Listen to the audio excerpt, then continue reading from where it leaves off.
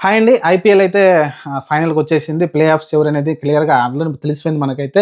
కానీ ఆ 4 టీమ్‌లో టాప్ 2లో ఎవరుంటారనేది చాలా సస్పెన్స్ అయితే మిగిలిపోయింది. ఎందుకంటే ఆర్‌సీబీని ఎస్ఆర్‌హెచ్ ఓడించడం గావచ్చు, ఆ తర్వాత ఎంఐ నిన్న పంజాబ్ ఎంఐని ఓడించడం గావచ్చు, ఇలా ఈక్వేషన్స్ అయితే మారిపోయినాయి. పంజాబ్ అయితే టాప్ 2లో ఖచ్చితంగా డిసైడర్ అయిపోయింది. ఇంకా ఆర్‌సీబీ, ఎల్ఎస్ జరిగే మ్యాచ్‌లో ఈరోజు జరిగే మ్యాచ్‌లో అయితే ఎల్ఎస్‌జీ ఒకవేళ గెలిస్తే ఇది మూడో ప్లేస్‌లో ఉంటుంది. ఆర్‌సీబీ అయితే అది చాలా కష్టాలు కొని తెచ్చుకున్నట్టే. ఇంగ ప్లే అంటే ఇంగ టైటిల్ గూడా కష్టమైపోతుంది.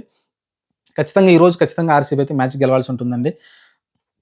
చూద్దాం ఏది చూద్దాం. నిన్నైతే మ్యాచ్‌లో అయితే ఎంఐ అయితే నాకు తెలిసి స్లోగా ఆడనిపించింది. పవర్ ప్లేలో కావచ్చు, రేకల్టన్ లేకుంటే రోహిత్ శర్మ స్టార్టింగ్‌లో కొంచెం కనిపించిందిగా 2, 3 ఓవర్ల దాకా. ఆ తర్వాత పెద్దగా స్కోర్ అయితే రాలేదు. ఆ తర్వాత సూర్యకుమార్ యాదవ్ వచ్చిండు. వాళ్ళిద్దరి మధ్య భాగస్వామ్యం నాకు తెలిసి 31 బాల్లలో 40 స్కోర్ ఏంటి చాలా స్లోగా అయితే ఉంది. ఆ తర్వాత మీరు పరుగులే రాలేదు. హార్దిక్ పాండ్యా కూడా చాలా స్లోగా ఆడడం చూసాం. ఓవరాల్‌గా అయితే పంజాబ్ బౌలర్స్ అయితే చాలా బాగా బౌలింగ్ చేసి వాళ్ళనైతే కట్టడి చేశారనుకోవచ్చు. స్కోర్ అయితే ఎక్కువ కూడా రాలేదు. అది చూసుకుంటే మీరు ఇంకెక్కడ చూసుకుంటే మీకు పంజాబ్ అయితే చాలా ఈజీగా అయితే ఫినిష్ చేసేసింది టార్గెట్‌నైతే. వాళ్ళైతే టాప్ 1లోకి అయితే ఎళ్ళిపోయారు. 19 పాయింట్లతోటైతే. ప్రస్తుతానికి చూద్దాం మరి. ప్రస్తుతానికి ఒకవేళ ఈక్వేషన్ ఎలా ఉంటుందంటే టాప్ 2 ఉన్నోళ్ళకి మనకు తెలిసిందే 2 ఛాన్స్‌లయితే ఉంటుంది. ఫస్ట్ మ్యాచ్ జరిగే హ్మ్, ఆహ్, ఫైనల్ క్వాలిఫైర్ ఏదైతే క్వాలిఫైర్ మ్యాచ్ ఉంటుందో దానిలో ఖచ్చితంగా గెలిసినోళ్ళు ఫైనల్‌కెళ్ళిపోతారు. గెలవనోళ్ళైతే ఎలిమినేటర్ ఎవరైతే గెలుస్తారో వాళ్ళతోటైతే సెకండ్ క్వాలిఫైర్ అయితే ఉంటుంది. కాబట్టి 2 ఛాన్సెస్ ఉంటాయి. చూద్దాం మరి ఆర్‌సీబీ అయితే ఈ ఛాన్స్‌ని ఉపయోగించాలనుకుంటుంది ఖచ్చితంగా. మరి ఏం జరగబోద్దో చూద్దాం. ప్రస్తుతానికైతే ఒకవేళ ఆర్‌సీబీ ఓడిపోతే ఏం జరిగిద్ది? ఆల్రెడీ జీటీ 18 పాయింట్లతో ఉంది కాబట్టి అది సెకండ్ ప్లేస్‌లో ఉంటుంది. టాప్‌లో వచ్చేసి మనకి పంజాబ్ ఉంటుంది. దాంట్లో థర్డ్ ప్లేస్‌లో వచ్చేసి ఇంకా ఆర్‌సీబీ ఉంటుంది. ఫోర్త్ ప్లేస్‌లో వచ్చేసి ఎంఐ ఉంటుంది. దీనిలో మార్పేమి ఉండదు. ఎంఐ ప్లేస్ అలానే పర్మనెంట్‌గా ఉంటుంది. జీటీ ఈరోజు కోరుకుంటుంది ఆర్‌సీబీ ఓడిపోవాలని. ఆహ్, చూద్దాం ఏం జరగబోద్దో. ఎందుకంటే ఆహ్, ఆర్‌సీబీ చాలా రోజుల తర్వాత మళ్ళీ గెలిచే ఛాన్స్ అయితే దానికి మంచి టీమ్ ఉంది కాబట్టి కాకపోతే హెజల్‌వుడ్ లేకపోవడం కొంచెం వాళ్ళకి లోటుగా కనిపిస్తా ఉంది. చూద్దాం మరి ఏం జరుగుద్దో. ప్రస్తుతానికైతే పంజాబ్ అయితే చాలా సాలిడ్‌గా పైకెళ్ళిపోయిందండి. కానీ డీసీ అన్‌ఫార్చునేట్‌లీ వాళ్ళకి మంచి ఛాన్స్ ఉంది. కానీ కొన్ని వరుస ఓటములు, కొన్ని మ్యాచ్ అబాండ్ కావడం ఇలా అయితే జరిగింది. ఓవరాల్‌గా అయితే ఆహ్, ఆర్‌సీబీ ఈరోజు గెలవకపోతే కష్టాలు కొని తెచ్చుకున్నట్టే. కానీ కొత్త టైటిల్ అయితే వచ్చే అవకాశం కనిపిస్తుంది. ఎందుకంటే పంజాబ్ ఉంది. ఇక్కడ 2 టీములు కొత్త టీములున్నాయి. ఎందుకంటే అంటే టైటిల్ ఇంతకుముందు గెలవని వాళ్ళు. ఆర్‌సీబీ అలానే మీకు పంజాబ్ ఈ 2 టీమ్‌లయితే ఇంతకుముందు ఇప్పటివరకు ఒకసారి కూడా టైటిల్ అయితే గెలవలేదు ఐపీఎల్. అలానే జీటీ ఒకసారి గెలిసింది. ఇంగా ఎంఐ అయితే చెప్పాల్సిన అవసరం లేదు. చూద్దాం మరి.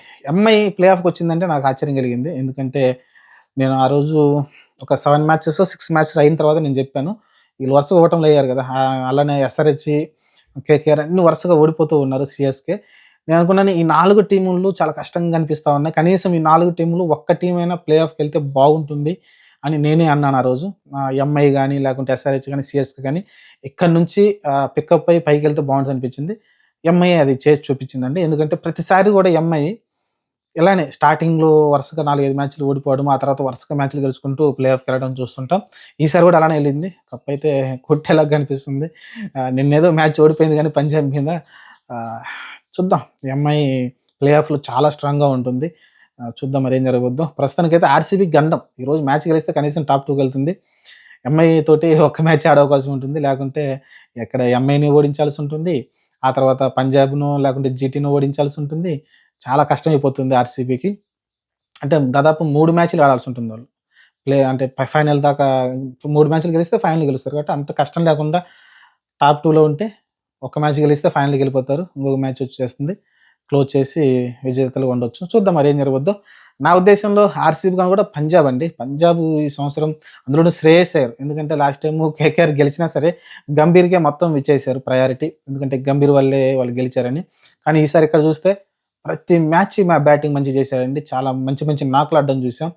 ఆడిన ప్రతి మ్యాచ్ కూడా మ్యాచ్ విన్నింగ్ నాక్ ఆడడం చూసాం. ఫినిషర్‌గా కావచ్చు, లేకుంటే స్టేజింగ్‌లో కావచ్చు మంచిగా అయితే ఆడడం చూసాం.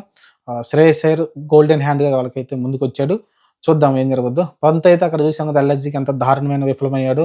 జస్ట్ 4 రన్ మిచెల్ మార్ష్ వల్లే వాళ్ళైతే అక్కడిదాకా ఆ స్థాయికొచ్చారనుకుంటాను.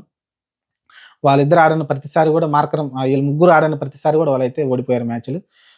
చూద్దాం మరి. ప్రస్తుతానికైతే ఎవరు మీరు గెలవాలనుకుంటున్నారు? ఈ 2025 ఐపీఎల్ కప్ అంటే నేనైతే పంజాబ్ సైడ్ అయితే ఉంటానండి. ఆర్‌సీబీ కూడా కాదు. పంజాబ్. వాళ్ళు ఖచ్చితంగా దానికి అర్హులు చూద్దాం మరి ఏం జరుగుద్దో.